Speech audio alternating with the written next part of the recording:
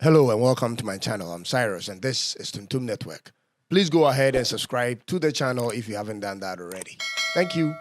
Now, Ghana is experiencing a significant wave of migration from its West African neighbors, ladies and gentlemen. The numbers are coming in from 4 particular countries: Niger, Ivory Coast, Togo, and Nigeria. And in this video, I want to zoom in on the numbers coming from Nigeria particularly, because not I hold something against them, but because they form the majority of immigrants from West Africa to Ghana.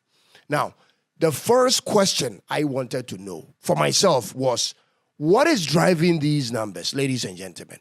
What are the stories behind their movements? And I was very interested in this when I was doing my research. And now I have discovered 3 major reasons why many youths from Nigeria have decided to move out of their country to Ghana. So without further ado, let's get into it.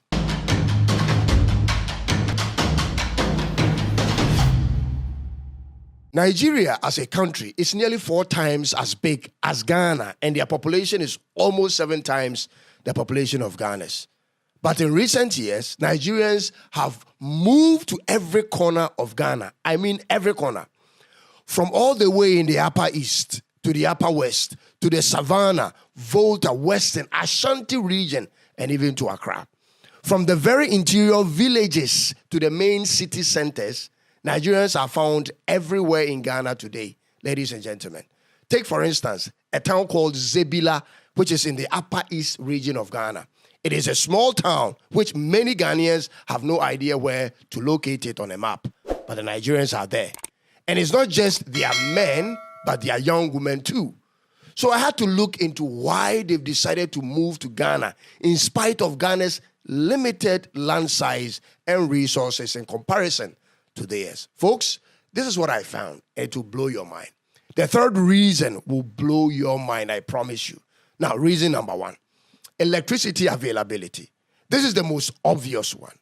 But think about it. Everything we do in society from morning to dawn today is one way or the other connected with electricity usage.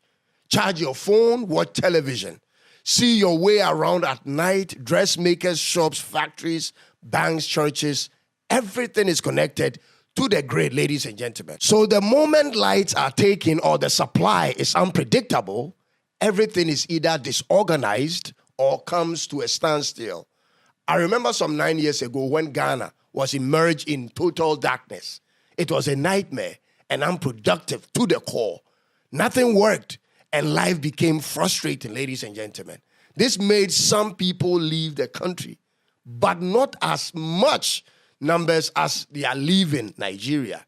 Today, Ghana provides a relatively far better, stable electricity supply and access to the entire country, making it attractive to young men and women coming from Nigeria. So, in as much as this is a major reason Nigerians are emigrating, this in itself isn't the core reason. That will be reason number 3. Now, on to the number 2 reason. Reason number 2 is peace and security. I'll be honest with you folks, if I were a Nigerian, I would leave the country by all means necessary for this one reason alone. When kidnapping becomes a regular occurrence, and it's not particularly on the number 1 list of problems to solve, or the government wants to solve, and the national security apparatus is implicated in it, this becomes a dangerous condition to endure both for the rich and the poor. But unfortunately, that's what is happening there. When religious extremism is common and national security agencies are sitting aloof and the federal government is playing politics with it, ladies and gentlemen, that is a crisis. When you need to hire armed bodyguards and police motorcade as a successful man or woman to make your way around on a daily routine, that is problematic, ladies and gentlemen. When armed robbery is orchestrated with impunity and you don't see practical government plans of shutting it down, you should know you could be in danger at any point in time, whether on the road or at the comfort of your home. This is one of the reasons many Nigerian youth and businessmen are moving to Ghana. Ghana's reputation for political and social stability makes it an appealing haven. Ghana offers a more peaceful environment for families and entrepreneurs alike. And like I said earlier, folks, if I were a Nigerian at this point, I would have left as well, because even when you are successful, this is the sad truth, you can never be comfortable to let your guards down at any point in time because you don't know what is about to happen. This one reason alone is still not the main reason many Nigerians have relocated to Ghana. Ladies and gentlemen, this is going to be the number one reason why they are running to Ghana. Check this one out at number 3. And this is going to be very, very arguable. This is it. Many Nigerian youth have moved to Ghana because of economic reasons. Let me explain. You see, no matter the circumstances in your country, you may continue or choose to continue to live in your country irrespective of even the 2 reasons I've provided above, especially when you are making some good money and you can provide security for yourself and your loved ones. And ladies and gentlemen, when you can also provide your own electricity. But the moment you realize you are young and strong and you have needs and your circumstances aren't changing, but you can make more money living in another country than living in your own country, you naturally, by way of survival, begin to consider moving elsewhere, ladies and gentlemen.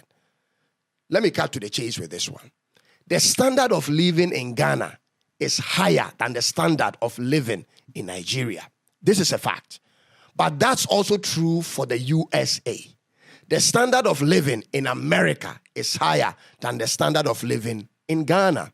Meaning, the cost of eating and renting and going about your daily life in America is quite higher than the cost of doing the same things in a country like Ghana. But all the same, Ghanaian youth will do almost anything to get to America in spite of their high cost of living.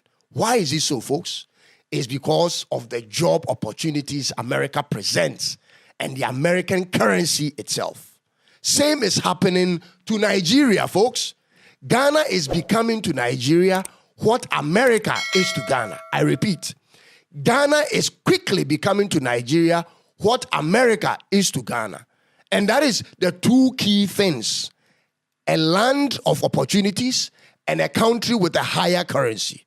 So even though Nigerians know that living in their own country is less expensive compared to living in Ghana, they will still relocate to Ghana. This is because even though Ghana's currency may not buy much in Ghana, it will buy so much in Nigeria. Let me give you one very clear example. Today in Ghana, many of the Nigerian young men here sell mobile phone accessories on a cart they push around. It's very common. To the local Ghanaian, the profit from that trade is just too small to live on. But the Nigerian guys knows how much the same profit translates in their own currency and the volume of things it can buy in Nigeria. And so they've dominated in that trade everywhere you go in Ghana. The situation is exactly the same case for people from Niger and Togo living in Ghana. The Nigerians have also dominated in the trade of moving around with a pair of nail cutters to cut nails.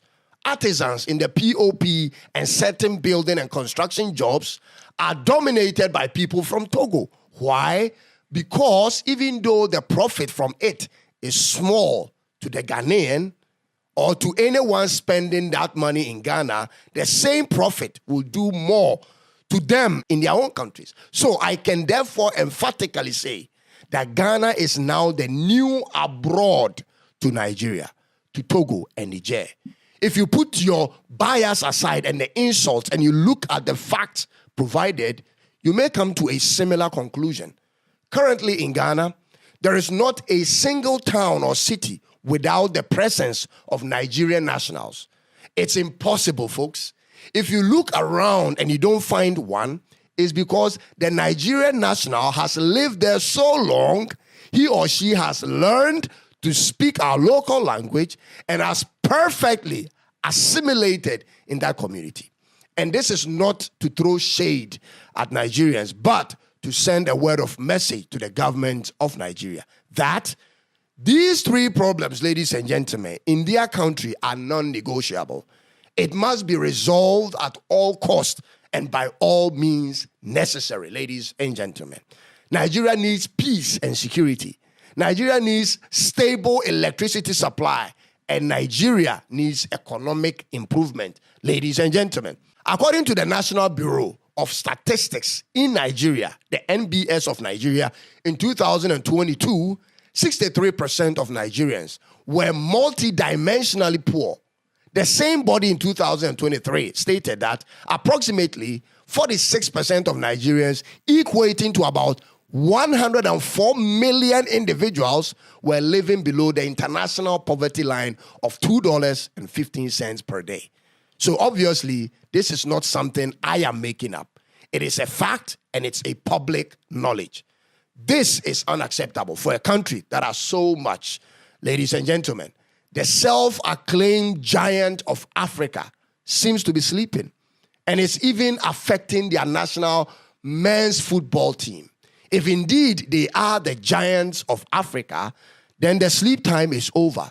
They need to get up and make their changes to their society. They have to change their story. This is the extent I can go with this for now. I'll come your way with another one very soon. Be sure to subscribe and click on the notification bell for more of my videos. God bless you, and may God bless Nigeria in these bad times. It's bye-bye for now.